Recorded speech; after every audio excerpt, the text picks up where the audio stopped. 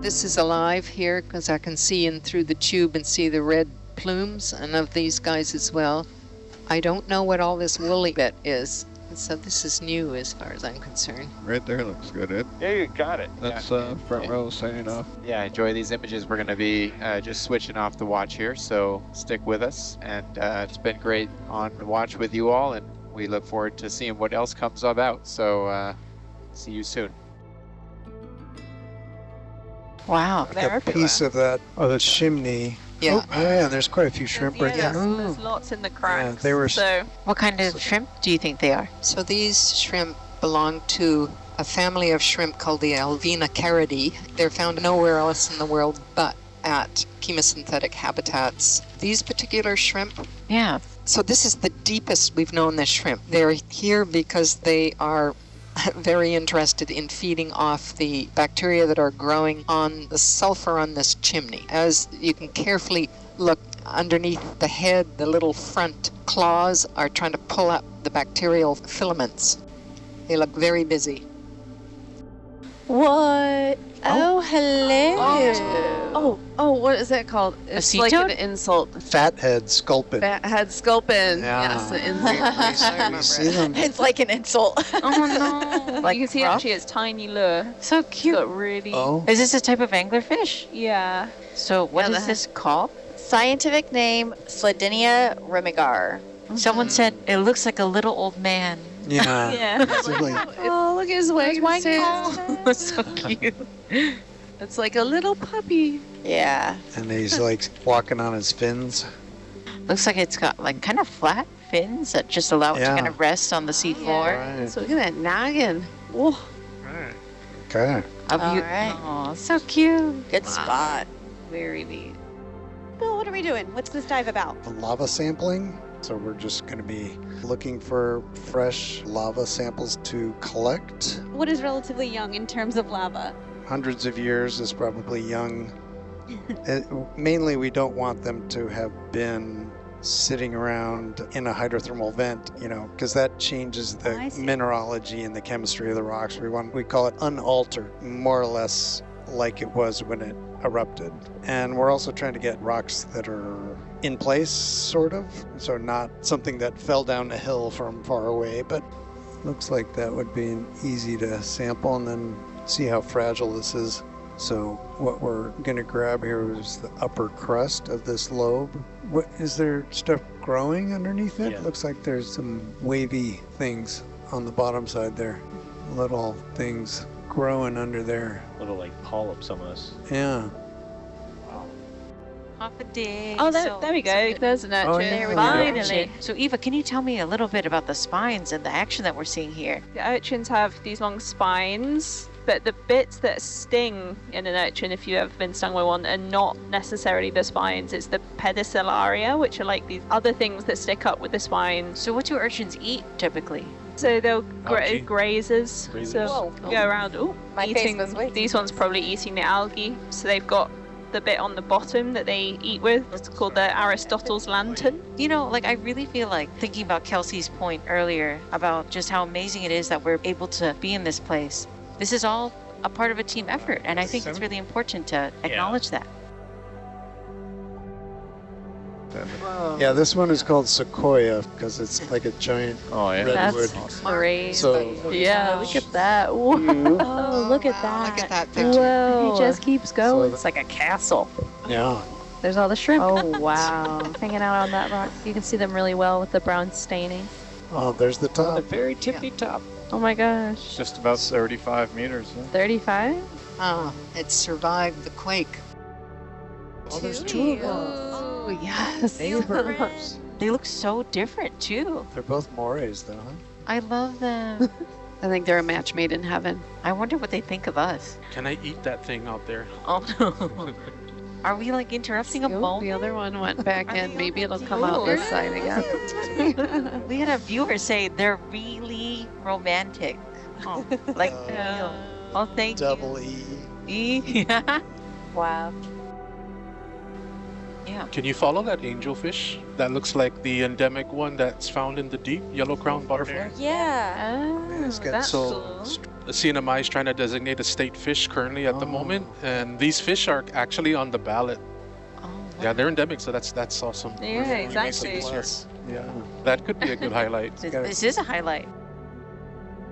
There's Oh, ta-da! This looks like we're in a fish This tank. is like We could just this is like play a Disney movie. some It jazz. Ah. Wow. Oh, look at those bubble streams. This is Wow. beautiful. now are those CO2 That's bubbles? CO2, yeah. This is amazing. Which is that? Look how much gas is coming out. Wow, 10 for 10 with video with Ben again. that is great. they're Oh my beautiful. gosh. Oh my word. Wow. I'm gonna need some video clips of these. Eat your heart out, Hollywood. Yeah. I've seen champagne vents like in Colombo crater. That was really pretty, Oh, but nothing uh-huh. was like this, like with the ambient light. I've never seen anything like that, Yeah. like that pretty.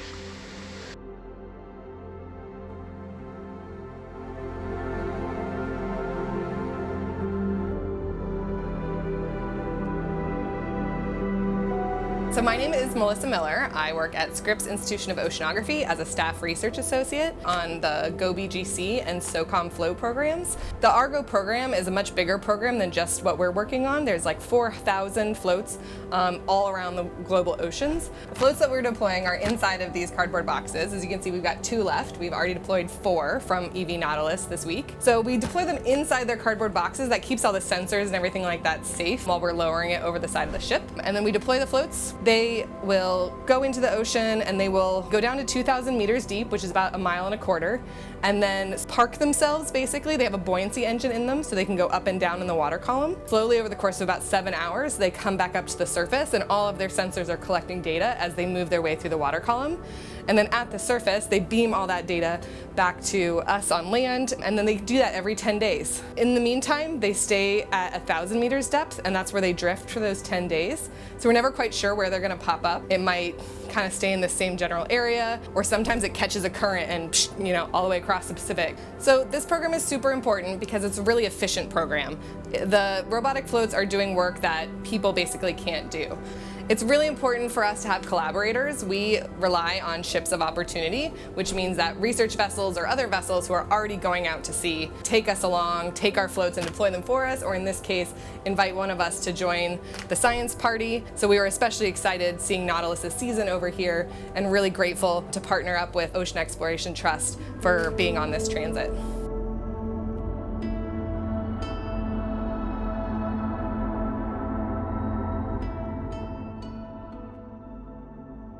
I think there is no more sacred body of water to the U.S. Navy than the waters we are in right now, Iron Bottom Sound. So pretty much till the midway, Japanese was keep winning the war. Actually, this is the Gadao Canal is time for Japanese kind of reality of the war hit. So this is something Japanese started to losing the battle. Yeah. And these waters really exemplify the history of the U.S. Navy, where we had suffered crushing defeats. We adapted, we learned, we implemented change, and we were victorious in the end, but the price we paid for that victory was very high. To me, this expedition honors that memory in a way that we probably couldn't do. At this point, I feel we are definitely looking at the remains of the bow of the USS New Orleans. Yeah, so the idea with the theory going here is that the USS New Orleans wasn't sunk, the bow was just blown off, and then they steamed back to the US backwards, literally in reverse across the Pacific. Okay, on the right fluke, there might be some writing, so we'll want to try to zoom in on that. Looks directly in front of us. I think I can see Oh, some. yeah. It's an A on the right. We're all like see it. turning our heads. 10 in the bottom center. Yeah, looks like it. It looks like there's several lines of text. Yeah. Okay, I have the orientation. It's upside down, but look at the middle line. It says Navy Yard. I agree. Yeah. Wow. So, Frank, tell us what we learned. Well, we had an interesting end of watch from the midnight to 4 watch last night. We were heading to sites that had been identified by the DRIX. When we looked at it, as I went off watch, we were speculating whether we had possibly found the bow structure that had been lost from the USS New Orleans during the Battle of Tassafaronga. And we found a couple of pieces, in particular, the way the anchor was situated in the wreckage also appeared to match up with that image of the New Orleans pre-war. And then we found a picture of her in dry dock, a frontal picture, bow on, and there was kind of a distinct little indentation in the forward part of the ship. And we pulled that image of the wreckage and that side by side with the image of the ship in dry dock, and it clearly matched. At this point, I feel we are definitely looking at the remains of the bow that were lost from the New Orleans during that battle. All right, looks like we're completing the starboard pass of the ship.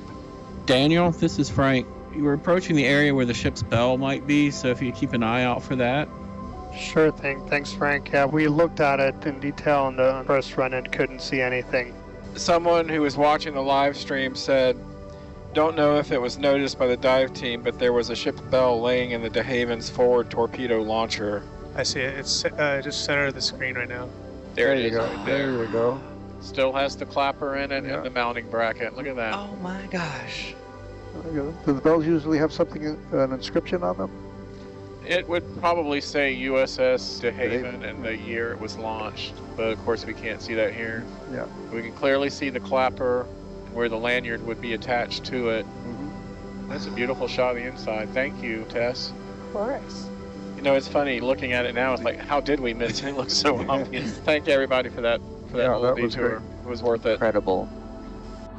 Incredible to see it come out of the dark like that. Wow. Yeah, the ship is the USS Vincennes. So USS Vincennes, along with USS Astoria and USS Quincy, were patrolling this area when they came across several Japanese ships. And within about an hour later, USS Vincennes sunk to the depth here, about 1,000 meters, taking with her about 300 of her crew.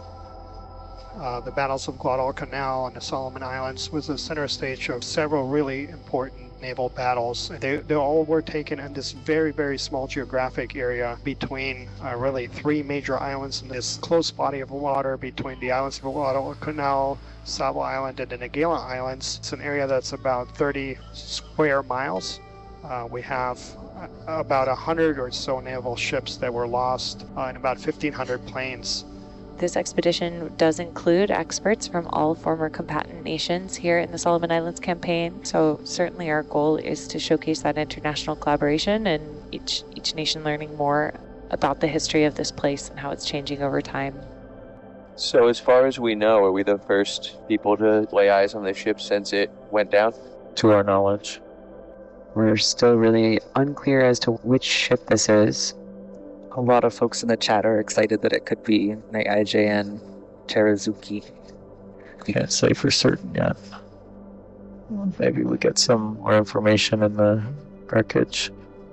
I mean, we're thinking it's potentially an Akazuki class and potentially a Terazuki wreck, but we're not sure. Would there be an additional identifier that would say that it's the Terazuki of the Akazuki class? So probably the size of the shipwrecks, as well as position of turret and also torpedo tubes. Yeah, that would be good clue to identify which class of destroyer we are looking at it. We were learning earlier that Japanese vessels are typically named after natural features or And the Teruzuki, could you share what that means? Tsuki means moon. Yeah. This cross itself probably called Akizuki cross, and yeah, it means full autumn moon. Teruzuki might be illuminated, shining moon. So with that, are we officially confirmed that we found the Japanese destroyer Teruzuki then? Yes. We went through a process of elimination, looking at the features and the histories of the ships and ships of the class and what their dispositions were, and it's Teruzuki.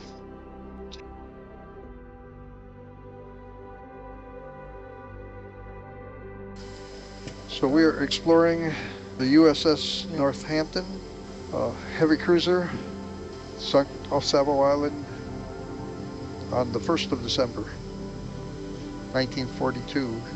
It's kind of sad to see her in this shape. The Northamptons were quite handsome ships. Oh, this one really suffered so much damage.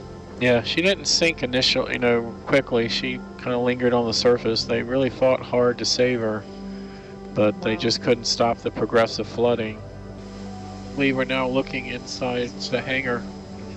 Looks like the catapult kind of fell off of it, but it's still there.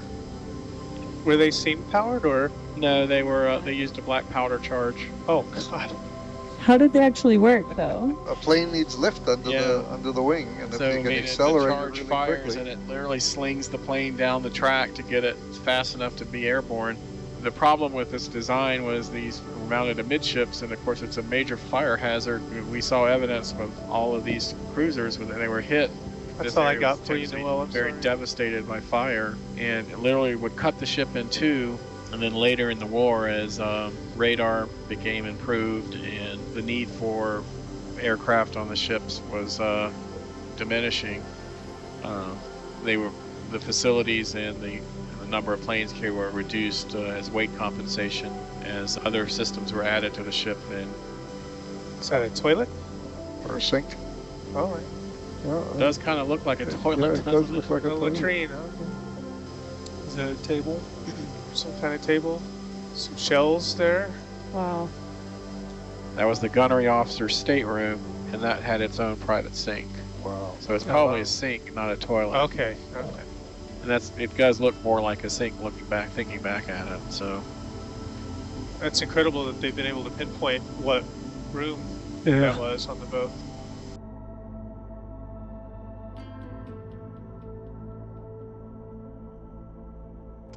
Oh, wow. Can we go look at the giant sponge? Oh my god, Wow. Can we take a little flyby of that? That is crazy. Alright, I told you the preview looked good. Yeah, but this looks like, whoa, like what? Monuments seem to have these really massive sponges. Look They at sure that. do. That's why they're monuments. That looks good. I want to bite it. We're just going to keep finding bigger ones, and we're getting more and more impressed. And what kind of roles do sponges play in the environment? Is it similar to coral, or? They're very much like corals. They add additional structure to the seafloor, provide habitat for a number of different animals. Do sponges have like a particular lifespan, or external factors cause them to look like this? Well, we can't really age sponges, so we don't know how long they live per se, but most every animal has a lifespan, and these ones obviously do. Whoa! It's a chimera. Whoa! Oh, yeah. $1,000,000 Oh my god. Oh my goodness. That's getting a 5 on Where my did this highlight. come from? Yeah, this is really cool. Oh my gosh, it's interested in us. It's very interested in us. Coming in hot. Wow. Hi.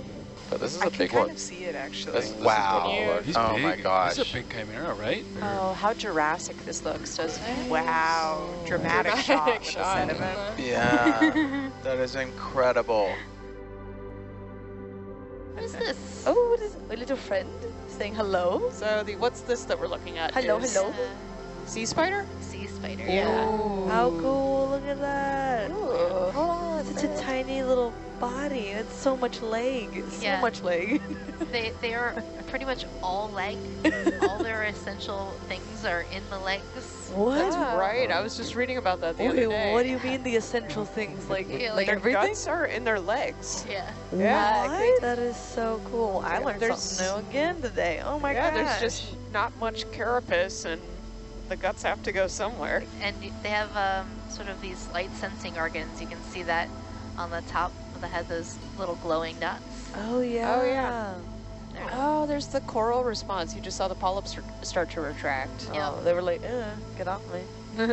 It's always kind of neat when you get to see a sea spider. We don't get to see them particularly often. Do they get any bigger than that? Yeah, well, there's the Colossenadice.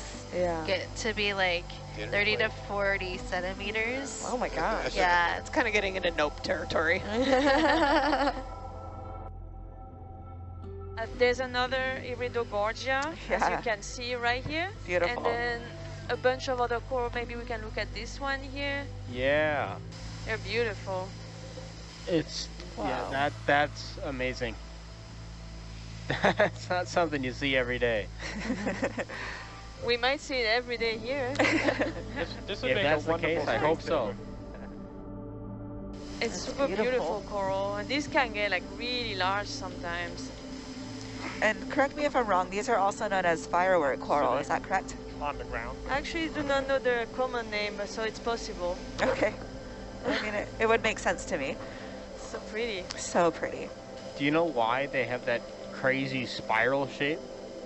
Yeah, I am not sure why that shape. They're often very flexible. So if you have a lot of current, they actually bend a lot, so you usually don't find them in crazy current necessarily. But I'm sure that spirally shape probably has some kind of advantage, I would say related to hydrodynamics probably.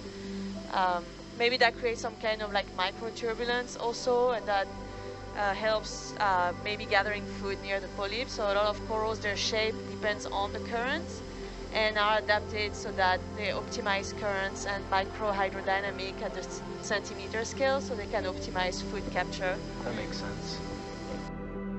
So you can see how things are kind of lumpy, and in some cases it looks like things are kind of wormy in shape. Yeah. So these are pillow basalts all stacked together, and these are little lava flows that just wiggle their way down slope.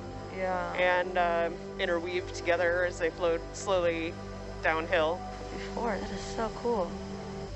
We'd also have a really hard time sampling, and these are probably the source of a lot of the debris that we were seeing further down slope at our landing site, near in place. And some of the very high angularity on the rock gave that away too. We call them pillows. I wouldn't use them for resting. They're not actually that comfortable. And they also contain, didn't you say, heavy metals as well the other day? The crusts do. Yeah. Yeah. Heavy metal crust pillows. Inside is so they're done with their testing, a core of basalt. but we're gonna start kind of swinging underneath the ship, so we should get moving. Adelance is on her way. Sounds good.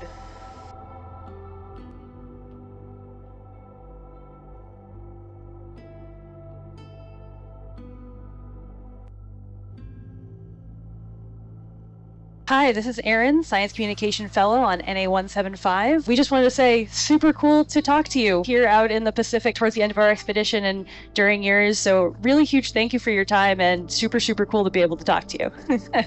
Hey, it's so meaningful for me to get to talk to you. I was just absolutely thrilled when I saw this show up. Hi Zena, this is Renato Kane, expedition lead here on board. We both first sailed on Nautilus in 2013, and I'm wondering from your perspective, how has your view of the planet changed by exploring space and the ocean? Over. Oh, so many ways, but I think most of all I have a sense of global connectivity. There's one ocean and one planet that we get to call home. Over.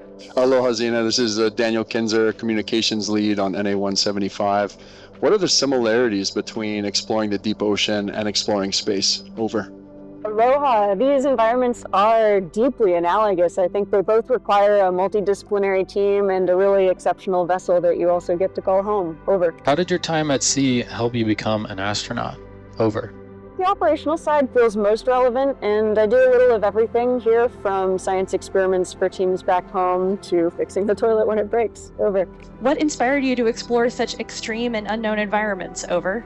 You don't have to travel far to explore. There's so much to learn, even just in your backyard. I started with purely scientific interests. I found the biochemistry of those environments so compelling, but ultimately, I love the operational challenge. Over. Do you have a favorite memory from your time at sea? Over.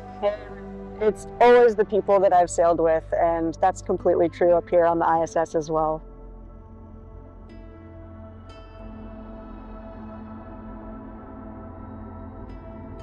Wow, There it it's is. an octopus. Look at that. No kidding. I am so Octowatch. excited. Oh my gosh. All right, we're going to get some highlight reel stuff here. This is incredible. We're going to try and settle down here Wow. on this side of the frame, and then us let it. This is so, oh my gosh. Look at it just drift. Oh my goodness. Look how graceful Yeah. it swims. Thank you.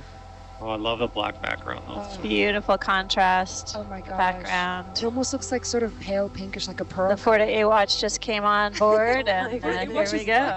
Okay, yeah. It'll make it easier for me. Yeah. Nice. Focus. Oh my goodness.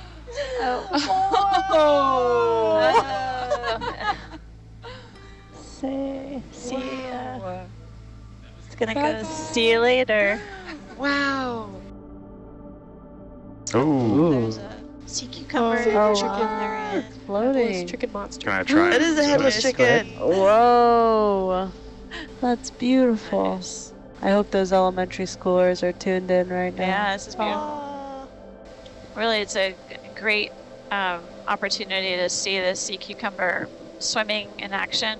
They have the ability to basically float and swim around and make way to another location so they can feed. And you can see that their coiled gut structure is full of sediment. Eventually, He's coming back up. those are starting to see my what tether make those in my coils on butt the cam. seafloor, the fecal casts. You Yeah, can see their okay. modified tube feet coming up. Wow. Those are what they use to feed off the seafloor. They're highly selective deposit feeders. So He's they coming back up. Beautiful choose. zoom. Oh my gosh. What to eat, sediment, highly selective for really organic, rich food, super nutritious, beautiful, beautiful video. Wow. Kind of looks like one of those vampire squids. That's so cool. They're just like surreal, eh? I love the color. That's awesome. Thank you. It's almost like we're filming in slow screen, right? motion. Just let it go. This is real life, everyone. Coming what? All right. Swimming away from us. Shy. Oh, there you go. It's turned a bit. Oh, nice. Got another fish up here, it Yeah, looks with like. the shape of its head being bulbous. Wanted us to get its good side. It's Oh. a pretty vain creature. You can zoom if you like. Can't really see any eyes on its head. Wow. Oh, very cool. Wow. Yeah, a faceless eel. Yeah. What was that, a faceless cuss? Beautiful. Wow. That's great resolution. Is that a parasite on the side there? Oh, the little yellow thing? What's the side there? I can see it sitting right back, yeah. Yeah. Don't know what that is. That was It goes awesome. about 10 meters apart. Okay. It's not a sponge. Yeah, Stock sponge. Doesn't look like looks like it's growing crooked. It's not really the current because the one behind it's straight up.